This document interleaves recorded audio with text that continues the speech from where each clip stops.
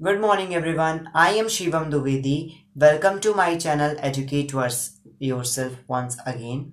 And आज के इस वीडियो में हम क्लास 11th एमर्जिंग ट्रेंड्स का नया टॉपिक उठाने जा रहे हैं जिसका नाम है ब्लॉकचेन्स। ब्लॉकचेन्स क्या होता है? अब ट्रेडिशनली क्या होता था, जो कंप्यूटर मतलब जो भी डेटाबेस होता था या जो भी डेटा होता था किसी भी मैनेजमेंट का, तो वो सॉरी किसी एक कंप्यूटराइज्ड सिस्टम में स्टोर होता था। फॉर एग्जाम्पल अगर हम बैंक मैनेजमेंट को एग्जाम्पल लें तो बैंक मैनेजमेंट में जितने यूजर्स हैं उनका डेटा, ट्रांजैक्शंस या हर चीज का डेटा एक सिंगल कंप्यूटराइज्ड सिस्टम पे स्टोर होता था। और उसी डेटाबेस से डिफरेंट डिवाइसेस या डिफरेंट डेटाबेसेस कनेक्टेड होते थे। अब वो जो एक सिंगल कंप्यूटराइज्ड सिस्टम था जिसमें डेटाबेस स्टोर्ड था, मान लीजिए अगर उस कंप्यूटराइज्ड सिस्टम को डैमेज हो गया या कुछ भी हो गया या वो डिस्टर्ब हो गया, तो उससे कनेक्टेड जो दूसरे डेटाबेसेस हैं उनका लिंकेज भी डिस्टर्ब हो जाएगा। मतलब फॉर एग्जाम्पल जो वो कंप्यूटराइज्ड सिस्टम था वो डैमेज हो गया, उसका डेटा क्या हो गया, डिलीट हो गया, हट गया। तो क्या होगा, उसकी वजह से जो उससे जुड़े हुए दूसरे डेटाबेसेस हैं उनका डेटा भी क्या जाएगा, उड़ जाएगा। तो अब हम क्या करते हैं, एक सिस्टम पे दूसरे सिस्टम्स डिपेंडेंट है, तो ऐसा ना करते हुए हमने लाया 2009 में डिसेंट्रलाइज्ड सिस्टम जिसे हम ब्लॉकचेन्स भी कहते हैं। अब इसमें क्या होता है, हर एक सिस्टम के पास अलग अलग यूजर्स के, अलग अलग सिस्टम्स के पास अलग अलग डेटाबेसेस होते हैं। हर सिस्टम में उनको एक सेंट्रलाइज्ड सिस्टम के लिए एक सेंट्रलाइज्ड सिस्टम पे डिपेंडेंट होने की जरूरत नहीं है। जिस प्रकार गवर्नमेंट को डिवाइड किया जाता है डिफरेंट लेवल पे, उसको डिसेंट्रलाइजेशन कहते हैं। उसी प्रकार जब डेटाबेस को एक सिस्टम की बजाय अलग अलग डिवाइसेस, अलग अलग सिस्टम्स पे उस डेटाबेस की कॉपी को प्रोड्यूस किया जाए या हर सिस्टम पे वही डेटाबेस हो, इसको हम डिसेंट्रलाइजेशन कहते हैं। सेंट्रलाइजेशन एक सिस्टम पे डेटाबेस है और उसी डेटाबेस पे अनदर सिस्टम डिपेंडेंट है। डिसेंट्रलाइजेशन हर सिस्टम पे उसका खुद का डेटाबेस है, क्लियर, और हर सिस्टम एक खुद के यूजर के द्वारा यूज किया जा रहा है, ठीक है। अब क्या होता है, ब्लॉक किसे कहते हैं? हर डेटाबेस को एक ब्लॉक कहते हैं। ब्लॉक को आप ऐसा समझ सकते हैं जैसे हमारी लेजर होती है, वो वाली डायरी जिसमें हम हर चीज स्टोर करते हैं, मतलब सॉरी हर चीज को लिखते हैं, हमारे ट्रांजैक्शन, हमारा डेटा, कौन आया कौन गया, है ना। जो फॉर एग्जाम्पल अगर आप दुकानदार हैं, ठीक है, तो आपने किसको मतलब उधार दिया या किसको क्या सामान लाए या क्या दिए, वो सब आप एक डायरी में लिखते हैं, उसी को लेजर कहते हैं।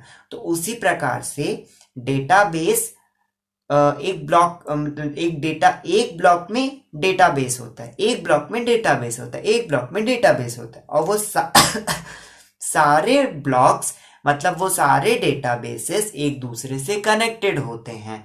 मतलब सारे ब्लॉक्स एक दूसरे से कनेक्टेड हैं, उसको ही हम ब्लॉकचेन्स कहते हैं। एक बार और, सेंट्रलाइजेशन का मतलब एक सिंगल सिस्टम पे डेटाबेस स्टोर है। अब अगर वो सेंट्रलाइज्ड सिस्टम डैमेज हो गया तो उससे कनेक्टेड दूसरे सिस्टम्स के डेटाबेसेस भी डिलीट हो जाएंगे या डैमेज हो जाएंगे या डिस्टर्ब हो जाएंगे। इसको प्रिवेंट करने के लिए हमने लाया डिसेंट्रलाइजेशन सिस्टम। डिसेंट्रलाइजेशन सिस्टम के अंतर्गत अब क्या हो रहा है, हर सिस्टम में अलग अलग डेटाबेसेस हर यूजर के पास हैं, ठीक है। तो इसमें जो डेटाबेस है वही दूसरे सिस्टम में डेटाबेस में सेम थिंग है। सो अगर इसमें डैमेज होता है तो सामने वाले में कोई भी इश्यू नहीं आएगा, उसके डेटाबेस में कोई इश्यू नहीं आएगा। एक डेटाबेस को ब्लॉक कहते हैं और डेटाबेस की चेन को ब्लॉकचेन्स कहते हैं। अंडरस्टूड? अब क्या हो रहा है, ब्लॉकचेन्स आर डिजिटल डेटाबेस और ledger that is distributed among the nodes of a peer to peer network. हर नेटवर्क के नोड से ये ब्लॉक्स जुड़े होते हैं जिन्हें हम ब्लॉक चेन्स कहते हैं। ठीक है, एवरी यूजर के पास उसका खुद का डेटाबेस होता है। ठीक है, और उसी डेटाबेस में डेटा स्टोर होता है। ठीक है, फिर हमने पढ़ा था क्या, एप्लीकेशन। इसकी एक एप्लीकेशन है डिजिटल करेंसी। आपने बिटकॉइंस सुने होंगे, क्रिप्टो करेंसी, तो वो भी इसी के द्वारा, ब्लॉकचेन्स के द्वारा मैनेज किए जाते हैं। क्या होता है, जब सेंट्रलाइज्ड सिस्टम होता है, सो सेंट्रलाइज्ड सिस्टम में सेंट्रलाइज्ड सिस्टम को ओन करने वाला एक मेंबर, एक प्राइवेट मेंबर होता है, एडमिन होता है जैसे हम कह सकते हैं। तो वो उसमें चेंजेस भी ला सकता है, इसलिए डिसेंट्रलाइजेशन सिस्टम लाया गया। क्लियर हो गया। नेक्स्ट पॉइंट, हर ब्लॉक में हैश होता है। जैसे हमारे आधार कार्ड में हमारी फिंगरप्रिंट होती है जो हमारी यूनिक होती है, वैसे ही हर ब्लॉक का हैश होता है। हैश मीन्स स्ट्रिंग टाइप का कोड होता है, और हर ब्लॉक का जब वो कोड है, ठीक है, तो हर ब्लॉक का कोड सेम होता है। लेकिन अगर आपके फर्स्ट सबसे पहले जो ब्लॉक बना उसमें अगर डेटा में कोई चेंज किया गया तो उसके हैश में चेंज आएगा, और उसके हैश में चेंज आने की वजह से आगे आने वाले ब्लॉक चेन्स के ब्लॉक्स में भी चेंज आएंगे, और हैश में चेंजेस आएंगे, और उस चेंजेस की वजह से ये पता लगाया जा सकता है कि डेटा में कोई छेड़छाड़ की गई है, डेटा में कोई डिस्टर्बेंस क्रिएट की गई है। ये है ब्लॉकचेन्स का कॉन्सेप्ट। आई होप अंडरस्टूड हुआ। एक बार सब कुछ समराइज करते हैं। ब्लॉकचेन्स का सिंपल मतलब है, जैसे एक क्या होता था ट्रेडिशनली, एक कंप्यूटर सिस्टम, एक सिस्टम है जिसे हम सेंट्रलाइज्ड सिस्टम कह रहे हैं, उसी में सारा डेटाबेस स्टोर्ड है। उससे जो कनेक्टेड डिवाइसेस हैं, उस जो कनेक्टेड डेटाबेसेस हैं, तो अगर उस सिस्टम में डैमेज हुआ तो बाकी डेटाबेस, मतलब बाकी सिस्टम से भी डेटाबेस डिलीट हो जाएगा, हट जाएगा, डैमेज हो जाएगा। इसलिए डिसेंट्रलाइजेशन सिस्टम लाया गया। डिसेंट्रलाइजेशन सिस्टम का मतलब है अब हर सिस्टम में उनका सेपरेट डेटाबेस होगा और हर यूजर के पास सिस्टम होगा। ठीक है, अब database is a block and database की chain is a block chain. Clear हो गया। हर ब्लॉक चेन में, हर ब्लॉक में हैश होता है, एक यूनिक आइडेंटिटी होती है जो कि आगे फॉलो करती जाती है।